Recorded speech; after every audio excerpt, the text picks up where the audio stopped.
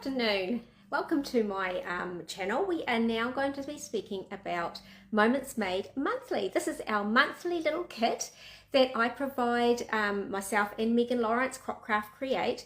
We provide this to you as a way to get your memories captured just in a quick 1 hour, once a month little process. So we've got some layout inspiration for you. I'm going to show you a few tips today, and we're going to help you get encouraged to get those photos off your phone.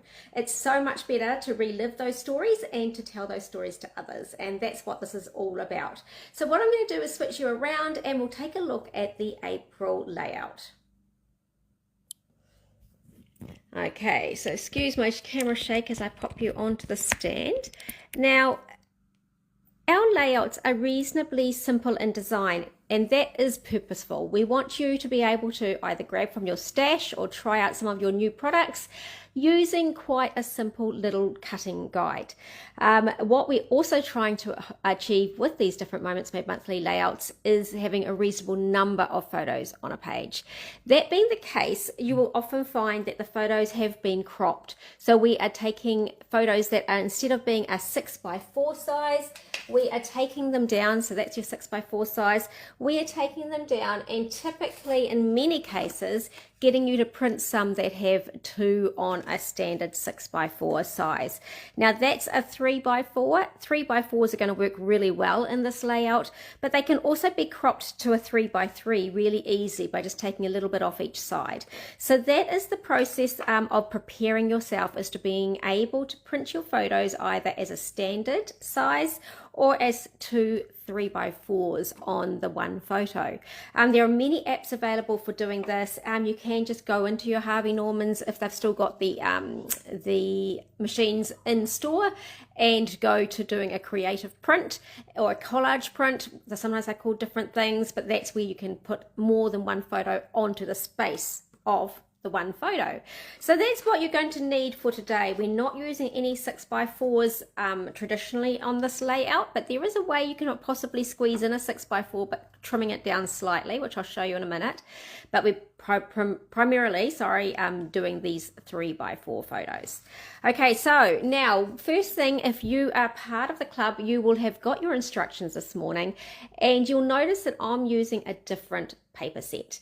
Now that being, it's really just because the paper that was suggested for this layout, all I had left were these thin strips. I didn't have enough of it to create with.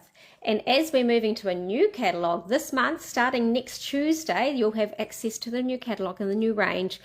I didn't want to purchase another packet of this for the one layout. So I chose to do a bit of stash busting, and I looked through my all of my collections, and I've actually got from the Painterly Pear range a couple of these sheets, and then also from another range, which, I think it's one we used in February actually, that beautiful one that was called Lovely Blossoms. I think that's where this piece came from. So I have really stash bust to find a few different patterns that work together, had some really nice complementary colors in there.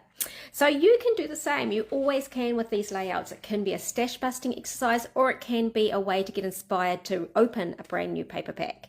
Now, if you have not got a good selection of the more sort of standard prints that aren't too themed, I like this one here with a little bit more pattern down the bottom, but then I've gone for more standard prints for the top two, and that's what the mix-in paper is all about too. Pretty standard prints, nothing too themed.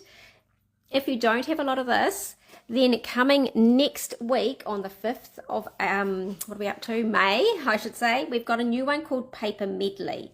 So it's very similar in style. It's going to be those sort of nondescript themes, but really useful paper for creating with. So I'll just flick you through this one. It's got a lot of quite fun colors in here. It's got basic beige, which is a really good neutral, a very slightly kind of browny light cream. We've got Calypso Coral, Darling Duckling, Hydrangea Hue, which is a new shade coming, Misty Moonlight, Peaceful Pine, which is another new shade coming, and Petal Pink and Pretty Peacock. So it's got a lot of shades in here that I love. I really, really like your Petal Pinks and your Pretty Peacocks. And what was the other one that I saw earlier? the Misty Moonlight, all of those, plus this beige is a really good shade. So these are what the different sides look like. You get 2 of each in the pack, so you can do like a double page spread with them if you like to use them as the base. And I like this paper instead of using cardstock. So we often pull in cardstock for our base. Just using a couple of sheets of this, say this sort of like more denim look, it's a really nice way of having that light, so this is Hydrangea Hue shade as the background, but it's got the texture as well. So this is great paper to be used for bases as well as just accents like we're going to do on this layout. And there's even a black and white version on the side. So it's got a lot of color collections in this one. This one's called the Paper Medley, so look out for that if you haven't got a whole stash of paper in your kit to use up. There's not many of us in that case, I don't think, but if you're pretty new to scrapbooking, you may be needing a little bit more of that sort of solid, easy to use paper. Okay, so what I have done here is I've cut based on the measurements. Now, I'm just going to pull these out because if you've been with us since the start, you'll be getting quite a collection of instructions. Don't forget to revisit these sketches and use them with other papers for other purposes as well. Get more value out of this instruction sheet than just the one layout. So we're up to April, and that there shows you the paper choices that had been made. This is actually one of Megan's layouts. I loved her design and her thought process with all of these tags that connected together in varying spots. So such a fun way of almost feeling like there's like an array of photos just passing across in front of us, which is really fun. A glimpse in your life, which is what this is all about.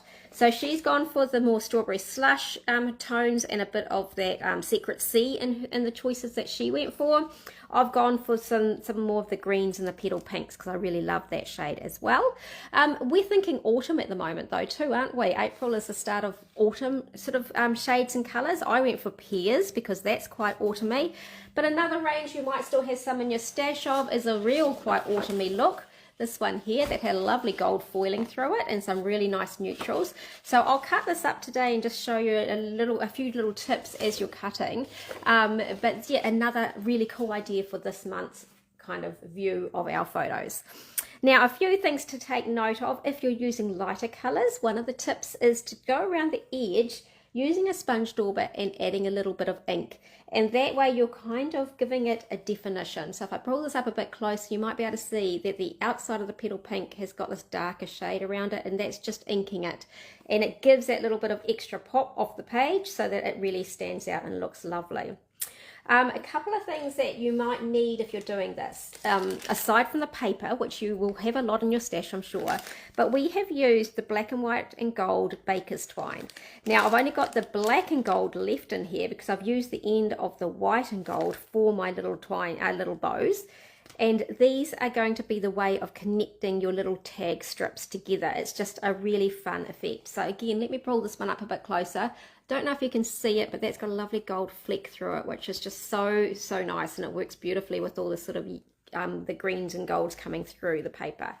Another thing we have used here, you can get these cute little punches in a set of the trio, just like this, and we've got the 3 different designs. We've got a hole, we've got the long slit, and we've got the slit with a little extra bump for hooks and things. So either of these 2 will work for you. If you're using ribbon rather than twine, you might want the wider strip to be punched. If you're using twine, you just need a small circle. So at the ends of these little tags where they're connecting, I have done a little hole punch. See if you can see that, which is where I've thread my twine through. So that's just a little tip, and these are so useful. I pull them out a lot. The hole is great if you're using twine, and I do use twine quite a bit on scrapbooking. But yeah, whenever I want to use ribbons, it's just a neat way to have the ribbons threaded through, is to have that one. If you are going to hang something up on the wall on a hook, you're going to find that one really useful as well. Okay, so those are a couple of things you might still be quite keen to get your hands on if you haven't yet prepared yourself for this month. Just to show you, we were looking from this mini catalogue. The paper range, the mixed up patterns is in that book, and also at the front is the gorgeous collection of ephemera that was suggested. So these went with a suite called the Lovely and Beautiful Suite. You might have recall this one. It's just stunning. It's got a lot of gold foiling all through it. And in these are actually vellum ephemera that punch out, but they've got that gold foil. So vellum and gold, and they look stunning against these lighter shades. I didn't have them, so I have just gone with some of the ephemera that sort of tied in with this paper here, the Painterly Pears.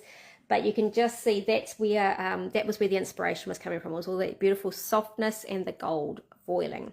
Okay, when you are doing this layout, so you're going to have 3 different patterns that you're going to cut up for your page.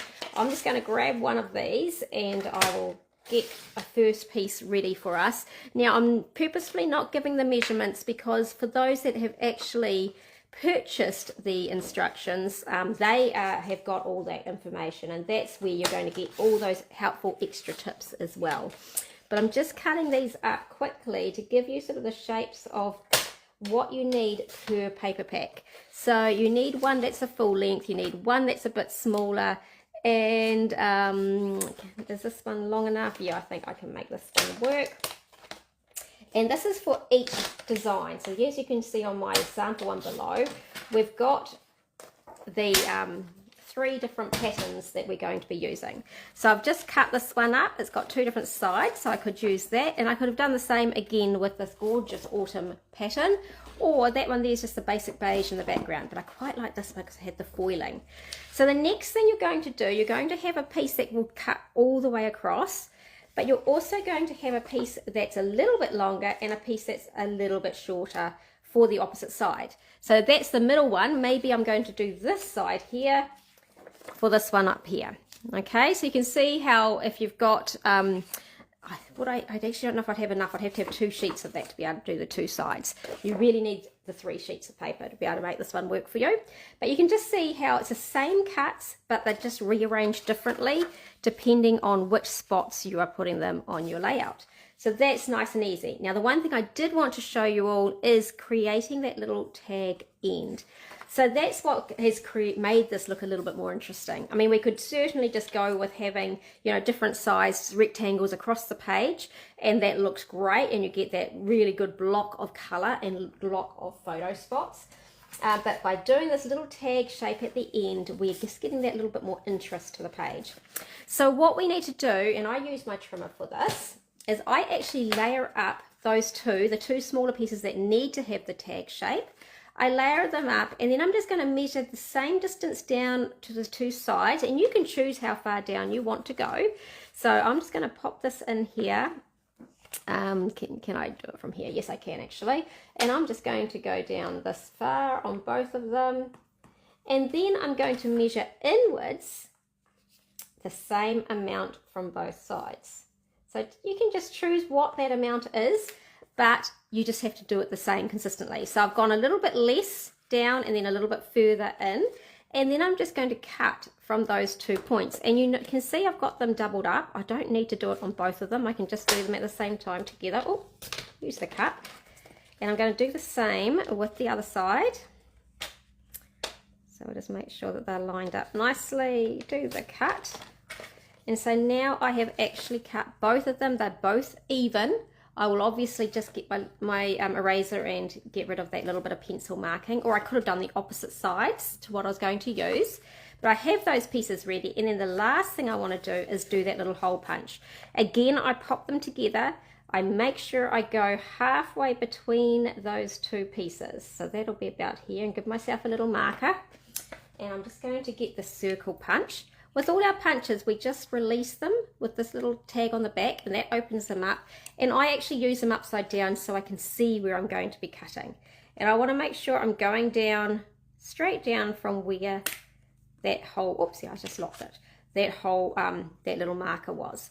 So now I have got my pieces ready. Once I just get rid of those little pencil marks, I've got my pieces ready, and I can thread my twine through and create a little bow.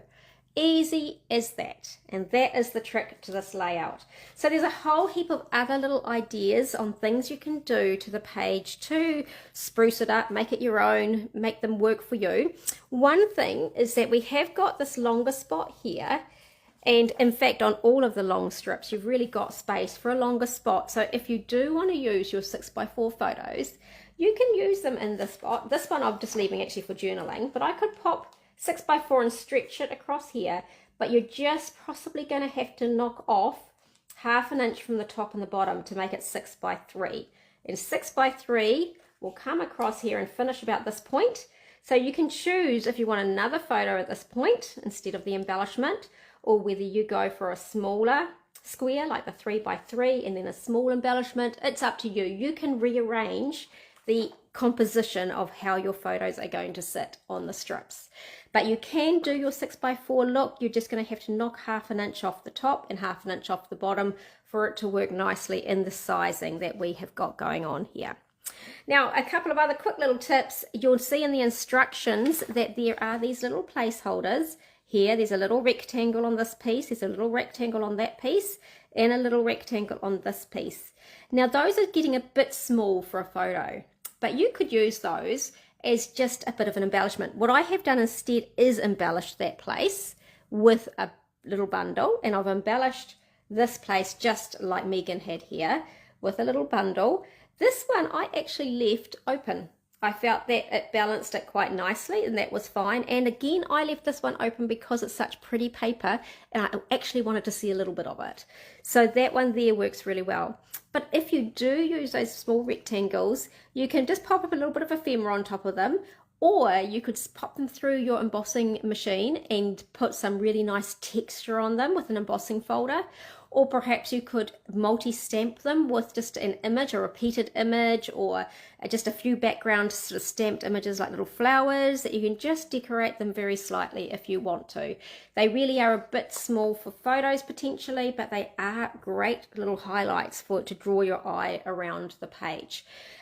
You could also use little quotes on them. Each of these could just have a little quote about life or something to do with what your photos have the theme about. Okay, so I think that's about the tips and tricks for this month. If you haven't joined us before, I do hope this inspires you to look through your camera roll, see what photos you did take during April, and do you have a small handful of photos? And they can just be one-off. That could be just one-off, one down at the beach and another one having coffee with a friend, another one reading a book in a relaxing spot, or it could be doing a daily chore that you do every day. You know, things that you've just taken little snapshots of. This is a great way to record them. If you are a full-on memory keeper, you could use this like a sort of title page for the month and then go into some of those stories in a little bit more depth as double page spreads or single page spreads afterwards. So this works really well for avid scrapbookers, but it's also great if you're a first timer and you just want to get a few photos off your phone. So do come and join us, come register, get those instructions sent to you, get a little bit of hints and tips from me here, and let's see those memories being preserved and shared. Thanks for joining me today. We'll talk to you all soon. Bye-bye.